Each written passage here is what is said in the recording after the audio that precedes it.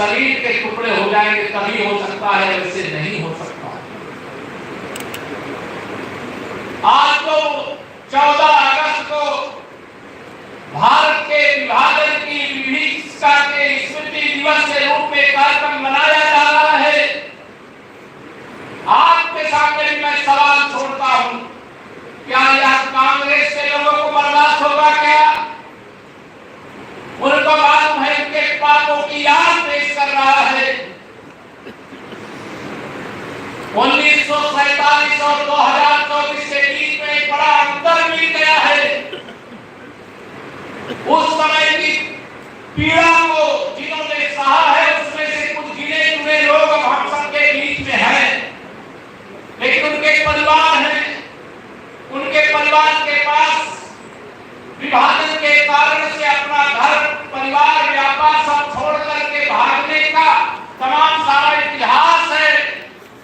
आज मैं सुबह लखनऊ में था, वहां पर भी एक कार्यक्रम था। कई परिवारों ने प्रदर्शनी स्थल पर लगा रखा था कि कोई ना कोई एक निशानी के रूप में विभाजन के समय वह सामग्री लाए थे। कई लोग तो अपने जो वहां के मकानों की रजिस्ट्री थी वह भी लेकर के आए थे, वहां के जो नक्शे थे वह भी लेकर के आए थे। वह सब देख करके जो पीड़ा महसूस होती है, उस पीड़ा के बदले में आप सबके सामने एक ही बात कहना चाहता हूं। मेरी माताओं बहनों आपसे भी कहना चाहता हूं, युवाओं आपसे भी कहना चाहता हूं, बड़े बुजुर्गों आपसे भी कहना चाहता हूं। जब से माननीय प्रधानमंत्री नरेंद्र मोदी जी के नेतृत्व में 2014 में हमारी सरकार आई है, मोदी जी का एक सपना क्या है? एक भारत श्रेष्ठ भारत का सपना है। मोदी जी का लक्ष्य है कि भारत एक विकसित राष्ट्र बने 2047 तक। मोदी जी का लक्ष्य है भारत में गरीबी कहीं ढूंढने से भी ना मिले। मोदी जी का लक्ष्य है बेरोजगारी से मुक्त भारत बने।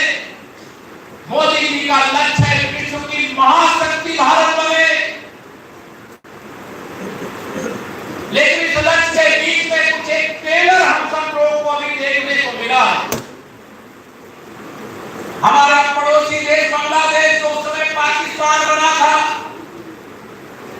बाद में पाकिस्तान अलग हो गया, बांग्लादेश अलग हो गया। अभी बांग्लादेश के अंदर सत्ता से बेदखली के लिए सत्तापलट की कार्रवाई हुई। वहां की राजनीतिक विषय था, हम उस पर कुछ नहीं कहना चाहते कि सत्ता में कौन रहे कौन ना रहे, ये हमारा विषय नहीं है। लेकिन जो वहां हिंदू रहता है उस हिंदुओं पर हमला क्यों किया गया, यह सवाल पूरा हिंदुस्तान पूछना चाहता है, आगरा पूछना चाहता है, हम सब पूछना चाहते हैं। क्या दोष था? क्यों मंदिरों को तोड़ा गया?